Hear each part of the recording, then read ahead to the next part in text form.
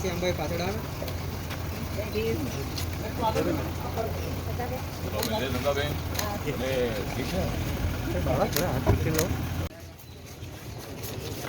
Award function के लिए मैं इधर आया हूँ। दादा साहब फाल्के नाम से एक संस्था है, उन्होंने आज यहाँ वो फंक्शन रखा है और उसके साथ साथ स्टैचू ऑफ यूनिटी जो माननीय सरदार वल्लभ भाई पटेल जी का स्टैचू है, वो स्टैचू को मैं देखकर अभी आया हूँ, इसीलिए थोड़ा आधा घंटा लेट हो गए। तो ये स्टैचू मतलब दुनिया का सबसे बड़ा मतलब 182 मीटर का ये स्टैचू है। इतना बड़ा स्टैचू और किसका भी नहीं है। अमेरिका में न्यूयॉर्क में स्टैचू ऑफ लिबर्टी है, लेकिन उससे भी डबल ऊंचा ये स्टैचू है। और माननीय नरेंद्र मोदी जी ने बहुत ही बड़ा काम किया है, जिन्होंने 15 अगस्त 1947 को आज़ादी मिलने के बाद बहुत सारे छोटे छोटे राज्य थे, वो राज्य अपने संस्थान थे जो अपने इंडिया में नहीं थे, तो वो संस्थान भारत में विलीन करने का जो काम है, ये काम माननीय Sardar Vallabh Bhai Patel as a home minister उन्होंने किया था। इसीलिए माननीय नरेंद्र मोदी जी ने नर्मदा के मतलब सरदार सरोवर के पास इतना बड़ा स्टैचू खड़ा करके देश के यूनिटी को और भी ज़्यादा मजबूत करने का काम किया है। इसलिए नरेंद्र मोदी जी का मैं आभार व्यक्त करता हूँ, उन्होंने बहुत बड़ा काम किया है। और आज 16 जनवरी है और 16 जनवरी को नेशनल स्टार्टअप डे, जो स्टार्टअप जो इंडिया है, तो मतलब पहले तो 5-6 साल पहले 500 उद्योग थे, लेकिन अभी मतलब कई उद्योग मतलब बढ़ गए हैं। और स्टार्टअप इंडिया के माध्यम से बेरोजगारी को ख़त्म करना है, अपने देश की इकोनॉमी को मजबूत करना है। इसी तरह का काम माननीय नरेंद्र मोदी जी के माध्यम से हो रहा है। और नरेंद्र मोदी जी गुजरात के मुख्यमंत्री भी रहे, उन्होंने गुजरात के विकास के लिए काम किया और आज उनको देश का विकास करने का मौका मिला है। और इसीलिए नरेंद्र मोदी जी विकास की दिशा से आगे बढ़ रहे हैं। एक विकास पुरुष के नाम से उनके तरफ देखा जाता है। और दुनिया में सबसे पॉपुलर प्रधानमंत्री के माध्यम से, दुनिया में जो भी मतलब प्रधानमंत्री है, प्रेसिडेंट है, उनमें सबसे पॉपुलर व्यक्ति के माध्यम से मतलब उनका नाम पूरे दुनिया भर में आज है। तो हमें उनके बारे में बहुत बड़ा अभिमान है और हमें गर्व भी इस बात का है कि नरेंद्र मोदी जी डॉक्टर बाबा साहब अम्बेडकर जी को बहुत ज़्यादा मानते हैं।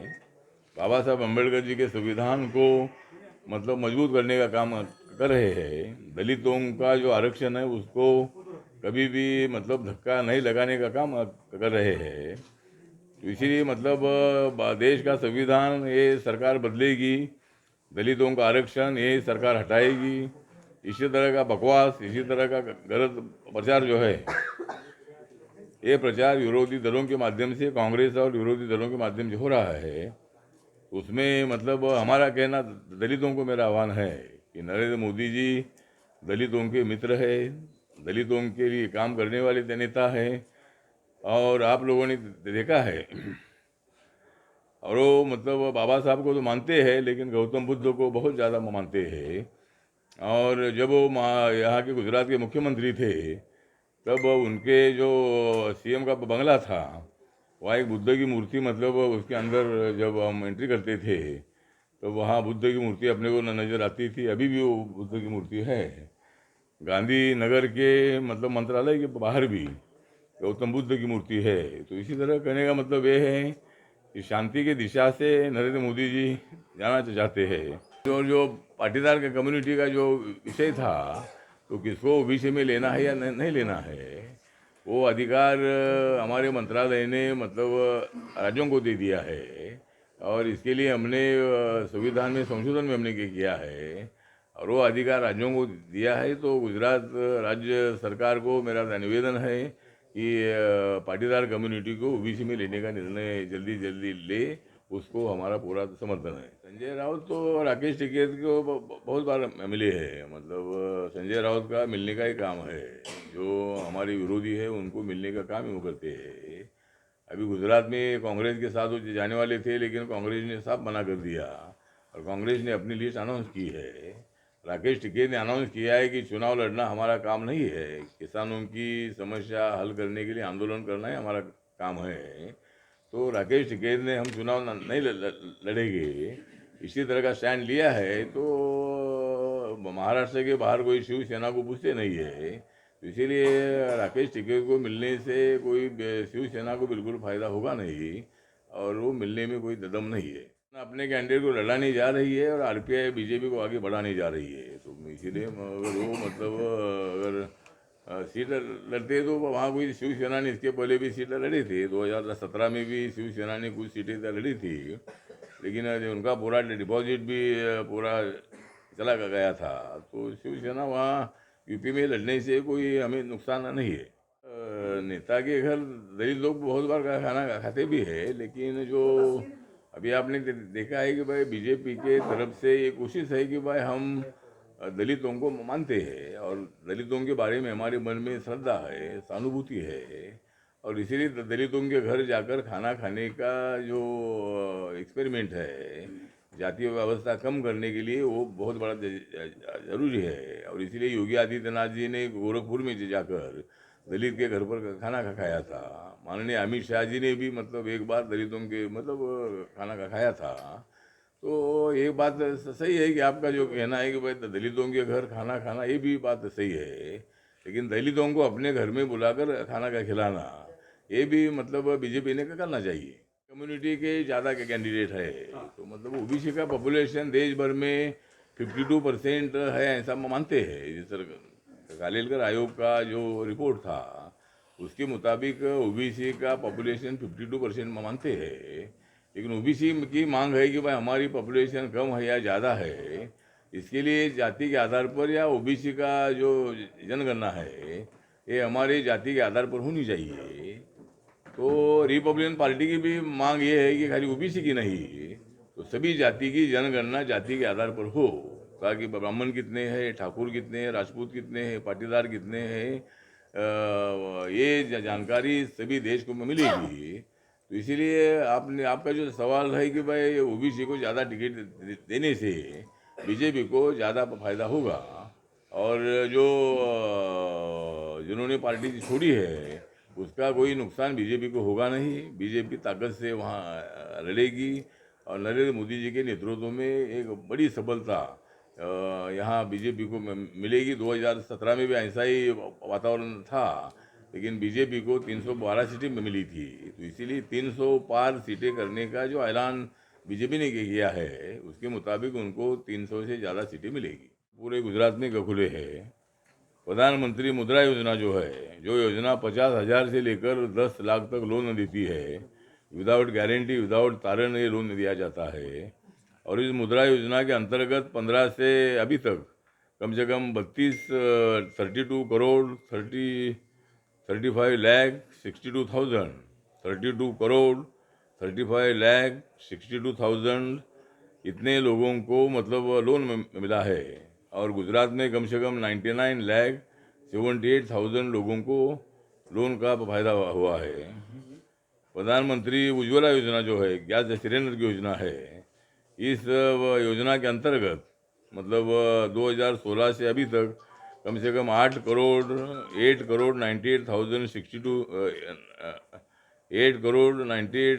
लाख 62,000 इतने लोगों को गैस कनेक्शन अलॉट हुए हैं। और गुजरात में कम से कम 34 लाख 42,000 इतने लोगों को गैस कनेक्शन मतलब मिले हैं। प्रधानमंत्री आवास योजना जो अर्बन की है उसमें कम से कम अर्बन के लिए 15 से अभी तक कम से कम 53 लाख 42,000 इतने लोगों को मकान मिले हैं शौचालय के साथ। और गुजरात में कम से कम 6 लाख 30,000 इतने लोगों को मकान मिले हैं। प्रधानमंत्री आवास योजना रूरल की है, इसमें पूरे देश भर में कम से कम 2 करोड़ 12 लाख 2 करोड़ 12 लाख 92,000 2 करोड़ 12 लाख 92,000 इतने लोगों को मकान में मिले हैं। और गुजरात में कम से कम 3 लाख 33,000 इतने लोगों को मकान मिले हैं। प्रधानमंत्री जन आरोग्य योजना एक है, आयुष्मान भारत योजना। इसमें हर साल में एक फैमिली के लिए 5 लाख रुपए दवा के लिए, ऑपरेशन के लिए दिए जाते हैं। और ये स्कीम 2018 में जो शुरू हुई थी, और तो 3 साल में कम से कम 2 करोड़ 72 लाख इतने लोगों को 2 करोड़ 72 लाख इतने लोगों को इसका फ़ायदा हुआ है। और गुजरात में कम से कम 27 लाख 4,000 इतने लोगों को मतलब इसका फ़ायदा हुआ है। तो ये योजना जो है ये योजना चलती है। और ये योजना हिंदू हो, मुसलमान हो, जैन हो, सिख हो, ईसाई हो, बुद्धिस्ट हो, चाहे कोई भी जाति धर्म का आदमी हो, जो इस कैटेगरी में बैठता है वो सबको इस योजना का फायदा होता है। और इसीलिए सबका साथ, सबका विकास, सबका विश्वास, ये नरेंद्र मोदी जी का नारा है। और इसीलिए अभी आने वाले 5 राज्यों के चुनाव में 4 राज्यों में तो बीजेपी कौन सी भी हालत में सत्ता में आएगी। खाली पंजाब में क्या होगा मालूम नहीं है, लेकिन पंजाब में भी ज़रूर वहाँ पंजाब में किसी पार्टी को मेजॉरिटी मिलेगी नहीं। और वहाँ भी मतलब बीजेपी और अमरिंदर सिंह सरकार बनाने की कोशिश कर सकते हैं। लेकिन इसीलिए 5 राज्यों में चुनाव जीतने की कोशिश ज़रूर अपने बीजेपी की है। और रिपब्लिकन पार्टी का हर जगह पर बीजेपी को समर्थन रहेगा। और नरेंद्र मोदी जी के नेतृत्व में उत्तर प्रदेश में कुछ लोग पार्टी छोड़कर जा रहे हैं, लेकिन जो पार्टी दूसरी छोड़कर बीजेपी में आए थे, ऐसे लोग वक्त पर रिज़ाइन देने का नाटक करके, मंत्री पद का, एमएलए पद का रिज़ाइन देने का, इस्तीफा देने का नाटक करके मतलब पार्टी छोड़ रहे हैं। लेकिन उसका कोई विशेष फर्क नहीं पड़ेगा। बीजेपी 300 से ज़्यादा सीटें, जिस तरह 2017 में 312 सीटें बीजेपी की चुनकर आई थी, तो इस वक्त भी मतलब बीजेपी 300 सीटें पार करेगी। और उत्तर प्रदेश में योगी आदित्यनाथ जी ने जिस तरह काम किया है, नरेंद्र मोदी जी ने जिस तरह काम किया है, Narendra Modi ji Banarasi member of parliament है। और पूरे देश भर में मतलब जो 5 राज्यों में चुनाव जीतने की कोशिश हमारी है। और मेरी रिपब्लिकन पार्टी ऑफ इंडिया जो है ये बीजेपी का साथ देने के लिए वो मतलब हमेशा उनके साथ है। और नरेंद्र मोदी जी ने जो काम किए हैं उसका प्रचार और प्रसार करने का काम मेरी party Republican party of India करती है।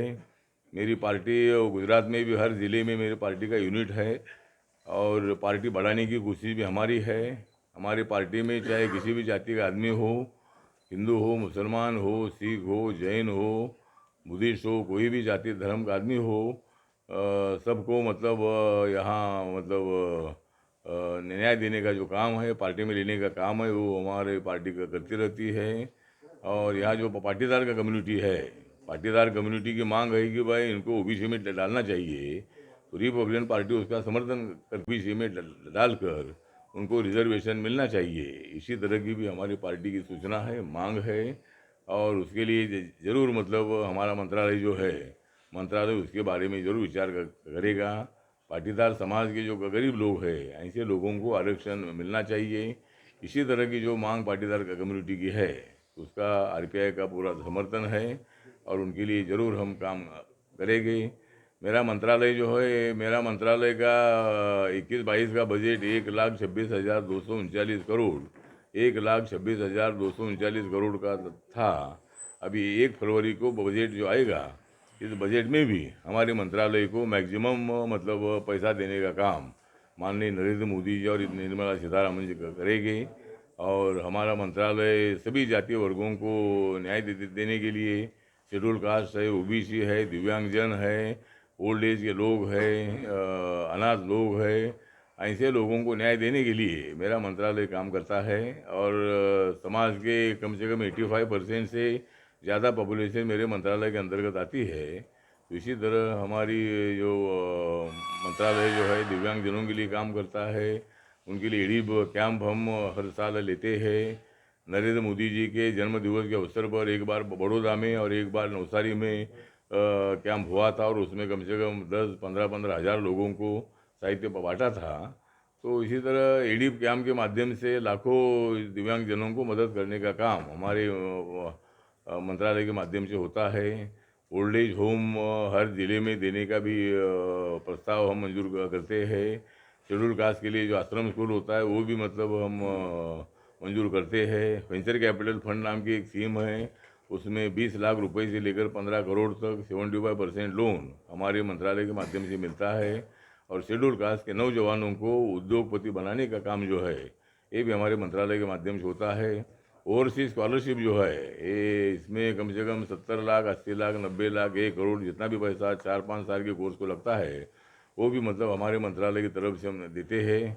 हर साल हमारे मंत्रालय के पास 300-400 स्टूडेंट के एप्लीकेशन आते हैं, उसमें 100-150 लोगों को हम मतलब जिनके पेपर ठीक ठाक है, उनका इकोनॉमिकली जो नियम में बैठते हैं ऐसे स्टूडेंट को हम स्कॉलरशिप मंजूर करते हैं। और बहुत सारे स्टूडेंट हर साल में सैकड़ों स्टूडेंट मतलब फॉरेन में जाते हैं। इसी तरह बहुत सारी योजनाएं हमारे मंत्रालय के माध्यम से चलती है। और बीच में प्रधानमंत्री पंजाब में गए थे और पंजाब के सरकार ने बहुत बड़ी चूक की है, पंजाब पुलिस ने बहुत बड़ी चूक की है। प्रधानमंत्री कोई पार्टी के होते नहीं है, प्रधानमंत्री देश के प्रधानमंत्री होते हैं। और प्रधानमंत्री को मतलब इसी तरह का सुरक्षा न देना कि उनके ज़िंदगी को बहुत बड़ा धोखा निर्माण हुआ था। और 20 मिनट तक प्रधानमंत्री वहाँ रास्ते में खड़े रहे, रास्ते में पूरा रोड जाम करके जानबूझकर मतलब वहाँ के लोगों ने प्रधानमंत्री जी को सभा स्थल पर जाने नहीं दिया और पुलिस ने उसमें कुछ भी कार्रवाई नहीं की। एक तो 1.5 घंटा पहले प्रधानमंत्री एयरपोर्ट से निकले थे बठिंडा से ही, तो उसके उतने टाइम में मतलब उनको पूरा रोड क्लियर करने की जिम्मेदारी पुलिस की थी। लेकिन कांग्रेस पार्टी ने जानबूझकर, जो चन्नी वहाँ के मुख्यमंत्री है, इन्होंने जानबूझकर रोड रोकने का काम किया है। ये बात बहुत बड़ी गंभीर है, तो इस सरकार को बर्खास्त करना चाहिए। और जो जिस पुलिस अधिकारियों ने मतलब अनदेखी की है, तो ऐसे पुलिस ऑफिसर को अपने पद पर रहने का अधिकार नहीं है, उनको डिसमिस करना चाहिए। इसी तरह की हमारी मांग है। और प्रधानमंत्री जी के जीवन को कोई धोखा नहीं होना चाहिए। इसके लिए हमारी पार्टी प्रधानमंत्री जी के पीछे ताकत से खड़ी है और दोबारा ऐसा बिल्कुल नहीं होना चाहिए। इसके लिए हर राज्य ने चिंता करने की आवश्यकता है, ऐसा मुझे लगता है।